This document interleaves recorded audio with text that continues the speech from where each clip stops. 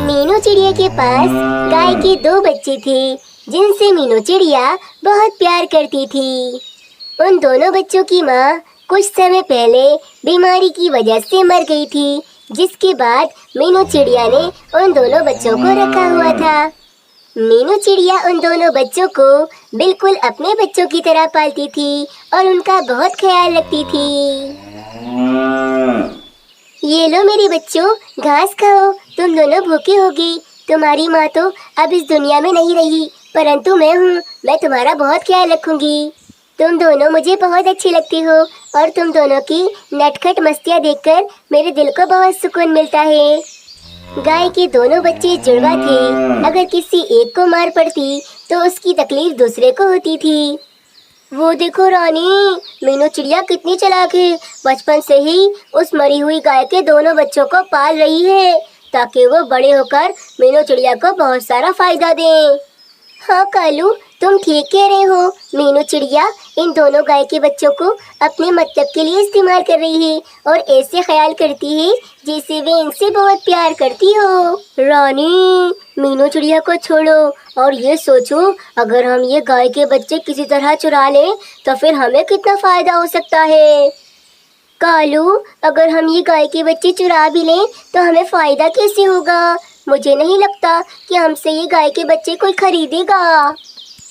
अरे तुम चिंता मत करो रानी, मैं एक सेठ पक्षी को जानता हूँ, वे हमसे ये गाय के बच्चे जरूर खरीद लेगा। तो फिर ठीक है कालू कौवी, आज रात होते ही हम दोनों मिलकर ये गाय के बच्चे चुरा लेंगे। मीनू चिड़िया दोनों गाय के बच्चों को भोजन खिलाती है और उसके बाद जंगल में अपना भोजन ढूंढने के लिए चली जाती है। शाम के समय मीनू चिड़िया अपने घर पर आकर भोजन खाती है और फिर रात होते ही सो जाती है। रात के समय कालू कौवा और रानी कौवी उन दोनों गाय के बच्चों के पास पहुंचते हैं। चलो चलो कालू, जल्दी से इस गाय के बच्चे की रस्सी खोलो। इससे पहले कि मीनू चिड़िया उड़ जाए, हम इस गाय के बच्चे को चुरा लेते हैं। कालू कौवे ने अभी एक गाय के बच्चे की रस्सी खोली ही थी कि दूसरा गाय का बच्चा शोर मचाना शुरू कर देता है।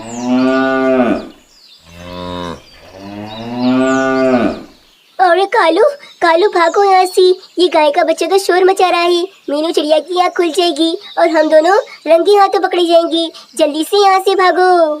फिर क्या था, दोनों दुष्ट पक्षी वहाँ से एक गाय के बच्चे को चुराकर फौरन भाग जाते हैं। सुबह के समय जब मीनू चिड़िया उठती है तो उसे पता लगता है कि उसका एक गाय का बच्चा चोरी हो गया है। अरे ये क्या हो गया मेरे साथ? मैं रात भर सोई रही और मेरे एक गाय के मासूम बच्चे को किसी ने चुरा लिया। न जाने मेरा गाय का बच्चा किस हालत में होगा, उसने कुछ खाया भी होगा या फिर नहीं। गाय का दूसरा बच्चा जोर जोर से चीख रहा था क्योंकि आज तक वह कभी अपने भाई से अकेला नहीं रहा था। तुम चिंता मत करो, मैं तुम्हारे भाई को बहुत जल्दी ढूंढकर वापस लाऊंगी। तुम बिल्कुल चिंता मत करो, तुम दोनों एक साथ फिर से रह सकोगे। रानी, कल रात अगर दोनों गाय के बच्चे हमारे हाथ लग जाते तो मजा आ जाता। हाँ कालू कौवी, परंतु एक गाय का बच्चा हाथ लग गया ये भी बहुत बड़ी बात है, वरना कल रात को तो हम मीनू चिड़िया के हाथों पकड़े जाते। हाँ रानी कौवी, तुम ठीक कह रही हो, इस एक गाय के बच्चे को बेचकर भी हम अच्छे खासे पैसे कमा सकते हैं। कालू और रानी उस गाय के बच्चे को लेकर उल्लू सेठ के पास पहुंचते हैं। उल्लू सेठ, ये देखो, ये गाय का बच्चा कितना अच्छा है, हम इसे तुम्हें बेचना चाहते हैं। बताओ तुम कितने पैसों में लोगे? अरे ये गाय का बच्चा तो कहीं देखा हुआ लगता है, मुझे इसको देखकर कुछ याद आ रहा है। अरे ये क्या कह रहे हो उल्लू सेठ? ये गाय का बच्चा हमारा है, हमने ही इसे पाला है, फिर तुमने इसे कहाँ देख लिया? अरे हाँ, याद आया, ये गाय का बच्चा तो मीनू चिड़िया का है ना। वो 2 जुड़वा गाय के बच्चे तो मीनू चिड़िया के पास ही हैं। तुम दोनों ने जरूर इसे वहाँ से चोरी कर लिया है। अरे क्या उल्लू सेठ, ये क्या कह रहे हो? हमने कोई चोरी वोरी नहीं की। अरे बस ज्यादा ड्रामे मत करो तुम दोनों। मैं जानता हूँ तुम दोनों ने ये गाय का बच्चा चुराया है, परंतु फिर भी मैं तुमसे ये गाय का बच्चा खरीद लूंगा, परंतु बहुत कम कीमत पे, क्योंकि ये चोरी का है। ठीक है उल्लू सेठ, जितने पैसे देने हैं दे दो, परंतु किसी को बताना नहीं कि हमने ये गाय का बच्चा मीनू चिड़िया के घर से चुराया है। उल्लू सेठ बहुत कम पैसे कालू और रानी कवि को दे देता है और उस गाय के बच्चे को अपने पास ही रख लेता है। उल्लू सेठ उस गाय के बच्चे को अपने पास ले जाना चाह रहा था, परंतु वे गाय का बच्चा अपनी जगह से हिल ही नहीं रहा था। अरे ए गाय के बच्चे, चल चल चल, तू तो अपनी जगह से हिल ही नहीं रहा, लगता है तू मार खाकर ही मानेगा। उल्लू सेठ जोर जोर से उस बेचारे गाय के बच्चे को मारने लगता है। मार गाय के दूसरे बच्चे को पड़ रही थी, परंतु तकलीफ दूसरे बच्चे को हो रही थी। लगता है कोई दुष्ट पक्षी तुम्हारे भाई को मार रहा है, तभी तुम्हें इतनी तकलीफ हो रही है। मैं अभी जाती हूँ, तुम्हारे भाई को कहीं से भी ढूंढ कर लाऊंगी। मीनू चिड़िया जंगल में निकल जाती है और उस गाय के बच्चे को हर जगह ढूंढती है, परंतु उसे वे गाय का बच्चा कहीं भी नहीं मिलता। ऐसे ही रात हो जाती है।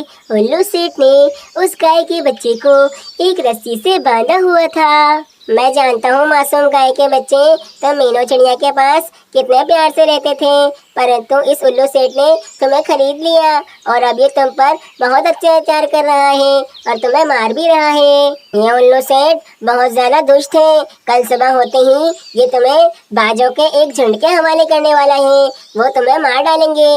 उससे पहले तुम यहाँ से भाग जाओ।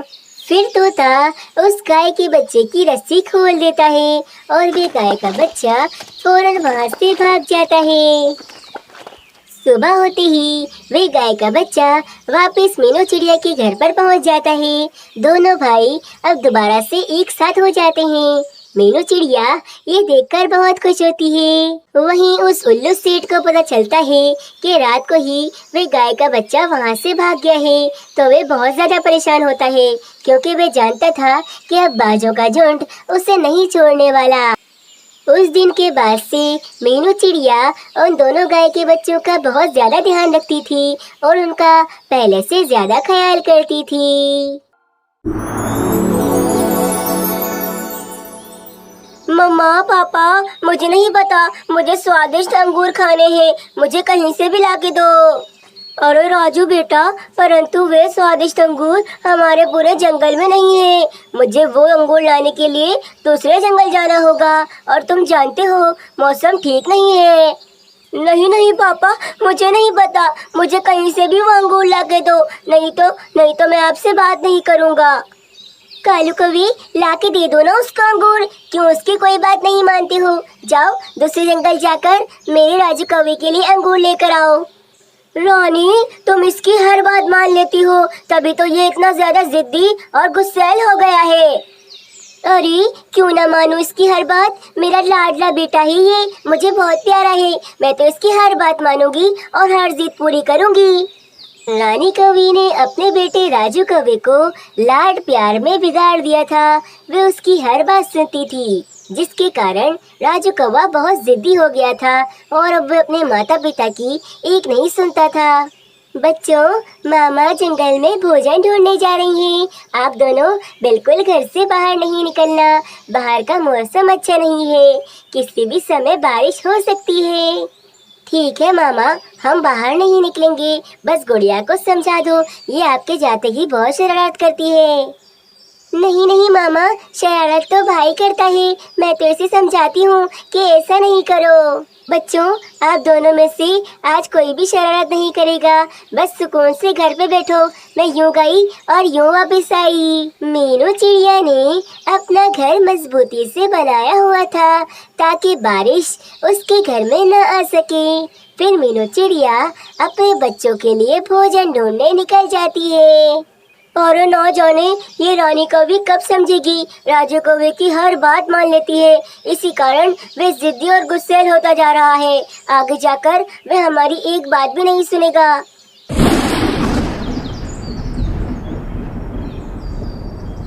अरे बाप रे, बादल गरज रहे हैं, इसका मतलब बारिश होने वाली है, वो भी जोरों की। और इस रानी कवि ने मुझे दूसरे जंगल अंगूर लेने भेज दिया। बादल जोरों से गरज रहे हैं, इसका मतलब बारिश होने वाली है। जल्दी से भोजन ढूंढ लेती हूँ और फिर वापस घर पे चली जाती हूँ। कुछ ही देर में जंगल में जोरों की बारिश शुरू हो जाती है और पूरा जंगल बरसात में भीगने लगता है। मम्मा मम्मा बाहर बारिश हो रही है, ये देखो कितनी अच्छी बारिश हो रही है बाहर, मुझे बाहर जाना है मम्मा। नहीं राजू कवि, बाहर का मौसम बहुत ज्यादा खराब है, देखो तो कितनी ज्यादा तेज बिजली कड़क रही है और तो और बाहर जाने से चील का खतरा भी है, वो भी यहीं पर मंडलाती रहती है। मम्मा मैं तुम्हारी बात नहीं मानूंगा, मैं जा रहा हूँ बाहर, मैं किसी की बात भी नहीं सुनूंगा। राजू कवि जिद मत करो, मेरी बात मानो, मैं तुम्हें बाहर जाने नहीं दे सकती, बाहर बहुत खतरा है। राजू कौवा रानी कौवी की बात नहीं सुनता और घर से बाहर आकर बारिश में भीगने लगता है।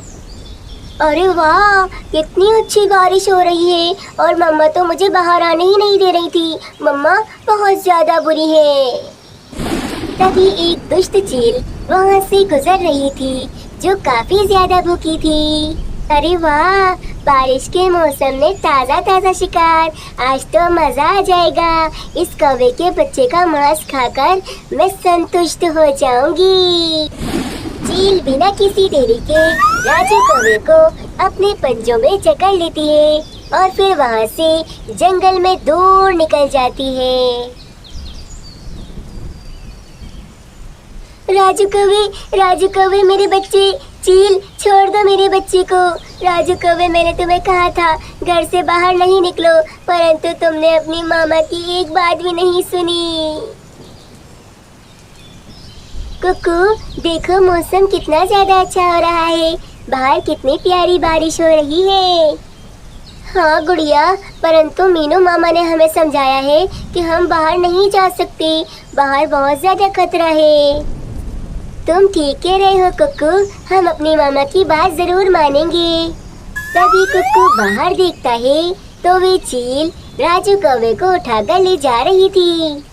गुड़िया वो देखो, राजू कौवा घर से बाहर निकला होगा तो वे दुष्ट चील उसे उठा के ले जा रही है, हमें उसकी मदद करनी चाहिए। परंतु कुक्कू हम उसकी मदद कैसे करेंगे, हम तो घर में हैं और वे बाहर हैं और मामा ने हमें घर से बाहर निकलने के लिए मना किया है। गुड़िया मेरा दोस्त राजू कौवा खतरे में है, मुझे कुछ तो करना होगा। हाँ कुक्कू तुम ठीक कह रहे हो, परंतु तुम क्या करोगे? गुड़िया मैं अभी बादल भैया के पास जाता हूँ, देखना वो इस चील को अच्छा सबक सिखाएंगे और फिर ये चील राजू कौवे को भी छोड़ देगी। परंतु तुम मम्मा को बिल्कुल मत बताना कि मैं घर से बाहर निकला था, मैं अभी आता हूँ। फिर क्या था, कुक्कू बारिश में भीगता हुआ जल्दी जल्दी से बादल के पास पहुँचता है। अरे कुक्कू तुम यहाँ इतनी तेज बारिश में क्या कर रहे हो यहाँ? अगर मीनू चिड़िया ने तुम्हें मेरे साथ देख लिया तो मुझे बहुत सुनाएगी। बादल अंकल वो देखो, वे दुष्ट चील हमारे राजू कौवे को उठा के ले जा रही है, वे उसे खा जाएगी, आप उसे सबक सिखाओ, उस पर बिजली गिरा दो ताकि वे राजू कौवे को छोड़ दे। अरे बाप रे, ये दुष्ट चील तो राजू कौवे को वाकई में उठा के ले जा रही है। कुक्कू तुम जल्दी से घर जाओ, मैं इस चील को अच्छा सबक सिखाता हूँ। फिर कुक्कू वापस घर की तरफ निकल जाता है और बादल उस चील पर एक जोरदार बिजली गिराता है। बिजली का झटका बहुत तेज था, चील तो नीचे गिर जाती है और राजू कौवे को छोड़ देती है। राजू कौवा जल्दी जल्दी उड़ता हुआ वापस अपने घर की तरफ जाने लगता है। रानी मैंने तुम्हें कहा था अपने राजू कौवे को इतना ज्यादा जिद्दी मत बनाओ, उसकी हर बात नहीं मानो, देखो आज उसने तुम्हारी बात नहीं सुनी और उसे वे चील पकड़ के ले गई।